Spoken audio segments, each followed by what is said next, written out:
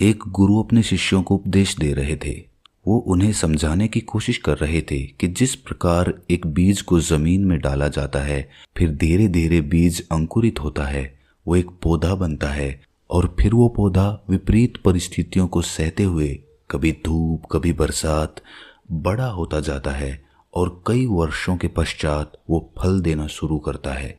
लेकिन इंसान की सबसे बड़ी गलती यही होती है कि वो जब मेहनत करता है तो उसका फल उसे तुरंत चाहिए होता है, लेकिन प्रकृति में ऐसा कहीं भी नहीं होता। जो मेहनत हम आज करते हैं उसका फल हमें भविष्य में मिलेगा और फल मिलने से पहले हमें भी विपरीत परिस्थितियों से होकर गुजरना पड़ेगा। और अगर हम उन परिस्थितियों में हार मान लेते हैं तो हमें अपनी मेहनत का फल कभी नहीं मिलेगा। यही असीम सत्य है और इसी तरह हमारी प्रकृति काम करती है। गुरु ने अपने सभी शिष्यों को संबोधित करते हुए कहा कि तुमने अपने जीवन में बहुत से ऐसे लोगों को देखा होगा जो शुरुआत में बहुत मेहनत करते हैं, लेकिन कुछ समय बाद जब उन्हें मेहनत का कोई फल नहीं मिलता तो वो निराश हो जाते हैं और फिर उसके बाद मेहनत करना भी छोड़ देते हैं।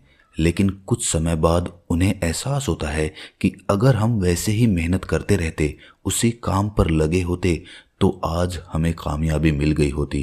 क्योंकि जब वो अपने आसपास के लोगों को उसी काम में कामयाब होते हुए देखता है तो उसे एहसास होता है कि मुझे उसी काम में लगा रहना चाहिए था, उसी लक्ष्य पर केंद्रित रहना चाहिए था, तो शायद मुझे भी कामयाबी मिल गई होती।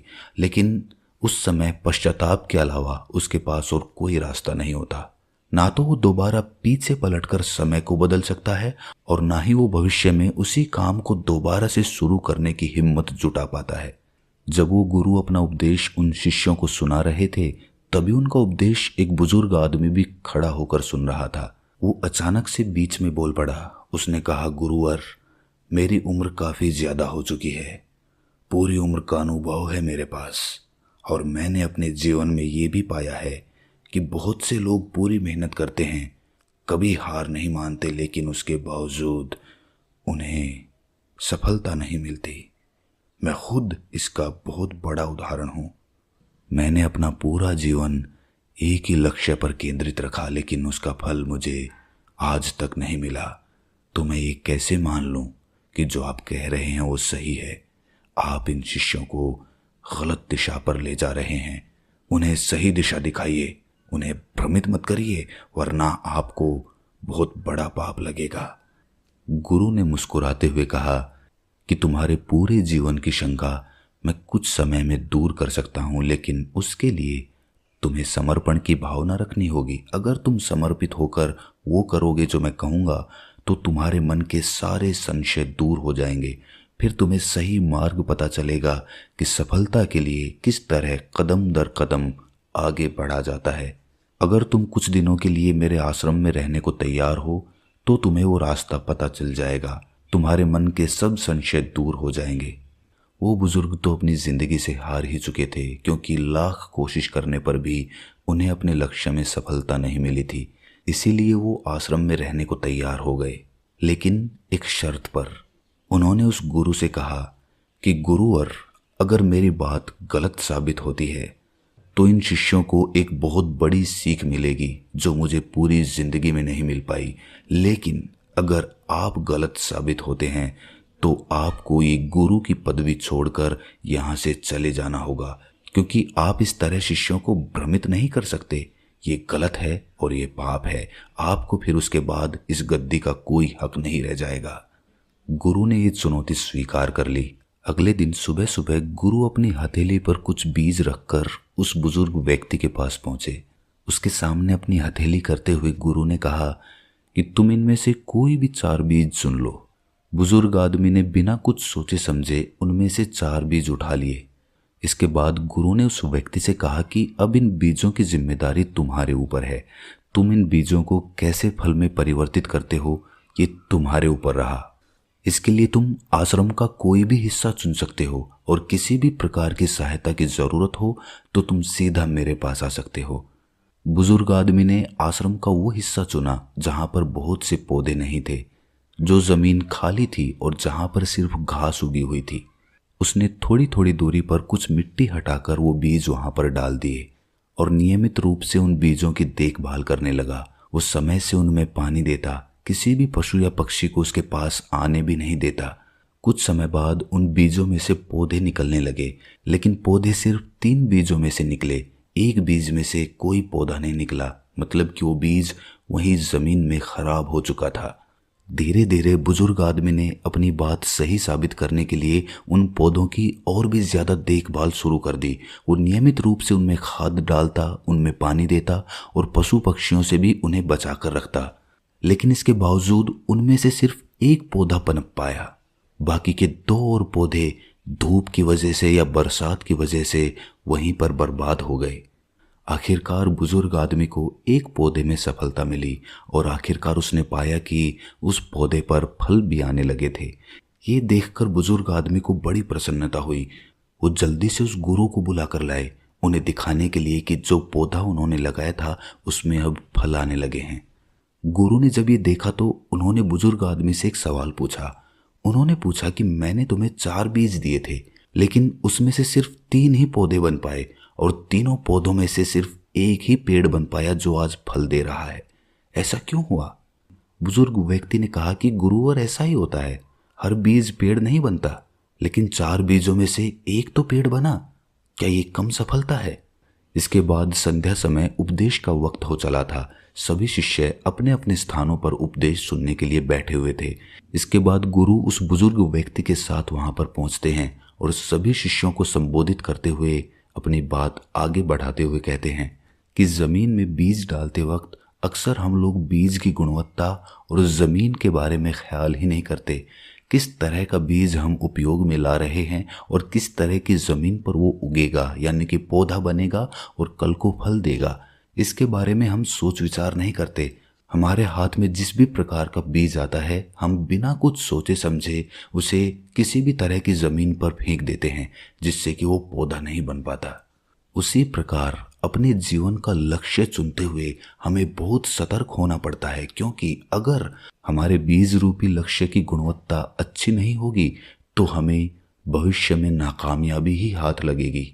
इसीलिए हम किस प्रकार का लक्ष्य चुनते हैं, उससे हमें भविष्य में क्या फल मिलेगा, ये हमें पहले ही सोच लेना चाहिए और उस बीज को अपने मन में पूरी तरह से बैठा लेना चाहिए। इसका अर्थ ये है कि हमारा मन उस धरती की भांति है, उस जमीन की भांति है और वो लक्ष्य एक बीज की भांति है। इसीलिए उस बीज को उस जमीन पर डालने से पहले उस जमीन को भी साफ करना जरूरी होता है।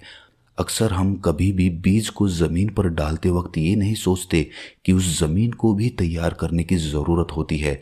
वहां से खरपतवार हटानी पड़ती है, घास इत्यादि हटानी पड़ती है, उसमें पानी देना होता है और फिर वो जमीन कहीं जाकर तैयार होती है। वही बात हमारे मन पर भी लागू होती है। अक्सर हमारे मन में जो भी विचार आता है, दूसरों से प्रभावित होकर जो भी लक्ष्य हम निर्धारित करते हैं, वो पूरी तरह से सटीक या सही नहीं होता है। वो दूसरों से प्रभावित होकर लिया गया फैसला होता है।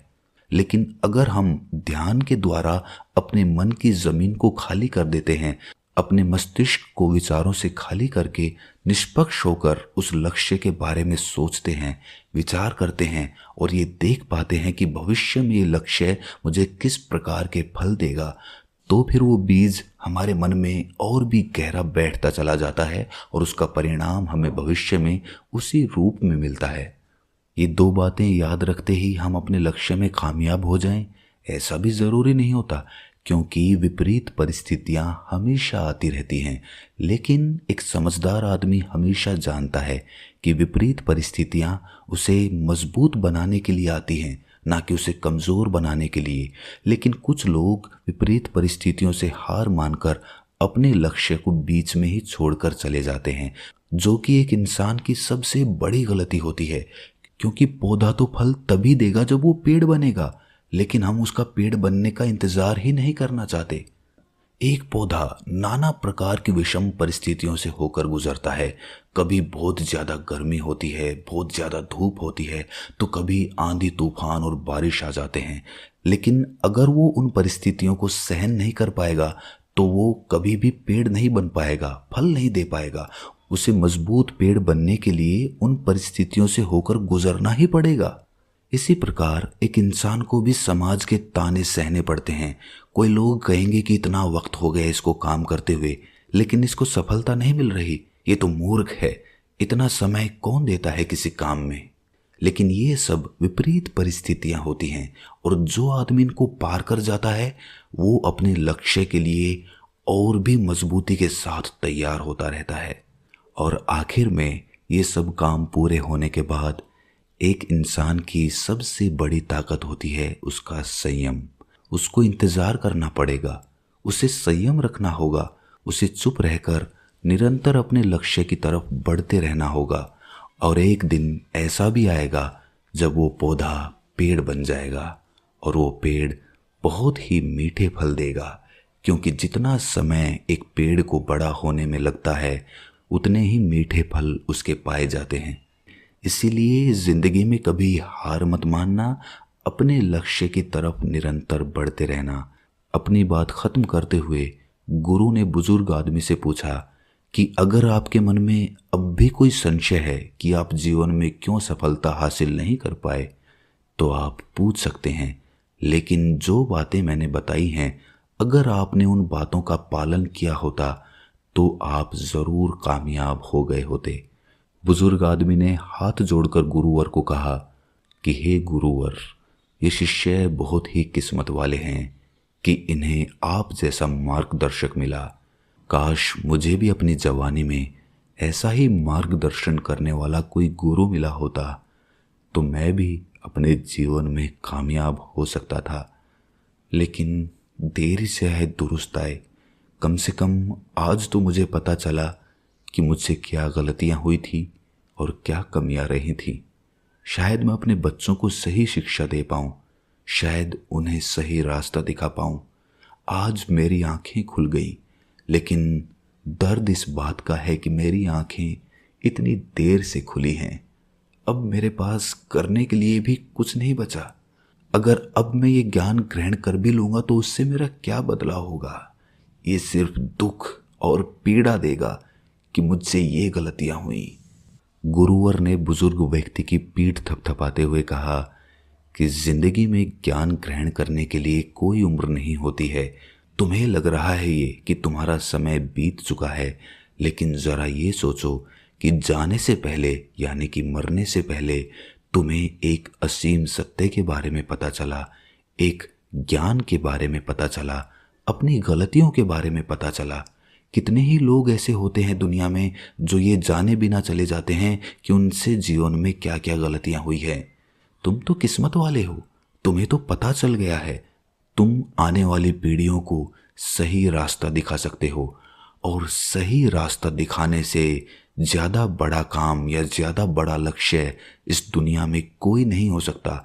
अगर कोई लक्ष्य सिर्फ हम अपने लिए निर्धारित करते हैं तो उससे सिर्फ हमारा भला होता है, लेकिन जब हम दूसरों का मार्गदर्शन करते हैं तो उससे पूरी कायनात का भला होता है, पूरी दुनिया उससे प्रेरित होती है। इसीलिए निराश मत होना, जीवन के प्रति सकारात्मकता हमेशा बनाए रखना। गुरुवर ने अपना उपदेश खत्म करते हुए कहा कि कल से हम एक ही लक्ष्य पर काम करना शुरू करेंगे। उस लक्ष्य को अपने मन रूपी धरती में पूरी तरह से बोएंगे ताकि वो भविष्य में अच्छे फल दे सकें। तो दोस्तों, कैसी लगी ये कहानी आपको कमेंट सेक्शन में ज़रूर बताना, और अच्छी लगी हो तो इस चैनल को सब्सक्राइब करके नोटिफिकेशन बेल को ज़रूर प्रेस कर देना, क्योंकि जब भी हम ऐसी ज्ञानवर्धक कहानियाँ डालेंगे तो आपके पास सीधी नोटिफिकेशन पहुँचेगी। आपसे कोई भी ज्ञान या कोई भी कहानी मिस नहीं होगी। तो मिलते हैं अगली कहानी में, तब तक के लिए अपना ख्याल रखें।